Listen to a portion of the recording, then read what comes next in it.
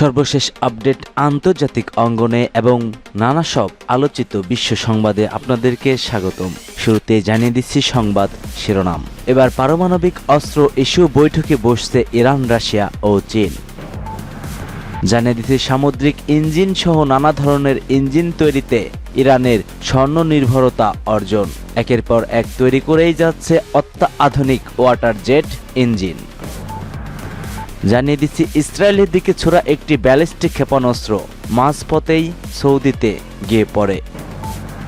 আরও জানিয়ে দেব ইয়েমেনে মার্কিন বাহিনী অতর্কিত হামলা, নিহত ৮ জন।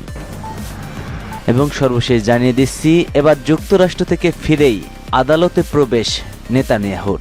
এতক্ষণ শুনছিলেন সংবাদ শিরোনাম, এবার বিস্তারিত। তবে তার আগে আপনি যদি ফিলিস্তিনকে ভালোবেসে থাকেন অবশ্যই ভিডিওটিতে একটি লাইক করবেন, পরবর্তী আপডেট পেতে চ্যানেলটিকে সাবস্ক্রাইব করবেন এবং সম্পূর্ণ ভিডিও দেখার অনুরোধ থাকবে।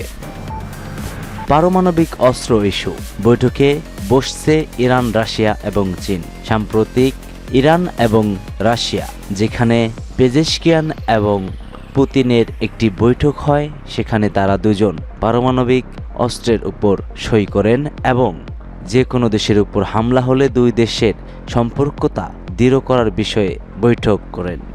পরমাণু ইস্যুতে রাশিয়া ও চীনের সঙ্গে মস্কোতে বৈঠকে বসতে যাচ্ছে ইরান।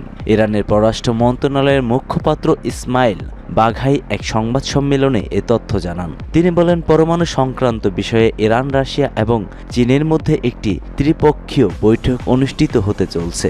খবর ইরানার। সাম্প্রতিক সংবাদ সম্মেলনে বাঘাই বলেন, আমরা শীঘ্রই নতুন ইইউ পররাষ্ট্রনীতি কর্মকর্তাদের সঙ্গে উচ্চ পর্যায়ের একটি বৈঠক করব। তিনি আরও বলেন, আজ এবং আগামীকাল মস্কোতে আমাদের ত্রিপক্ষীয় বৈঠক রয়েছে। বৈঠকে চীন, রাশিয়া এবং ইরান পারমাণবিক সমস্যা জেএসপিএ এবং রেজলিউশন 2231 সম্পর্কিত বিভিন্ন দিক নিয়ে আলোচনা করা হবে। জেসিপিওএ মূলত একটি চুক্তি যা 2015 সালে ইরান জাতিসংঘের নিরাপত্তা পরিষদের 5 স্থানীয় সদস্য এবং জার্মানির মধ্যে স্বাক্ষরিত হয়েছিল। তবে 2018 সালে তৎকালীন মার্কিন প্রেসিডেন্ট ডোনাল্ড ট্রাম্প অবৈধ চুক্তি আখ্যা দিয়ে এটি থেকে বেরিয়ে আসেন।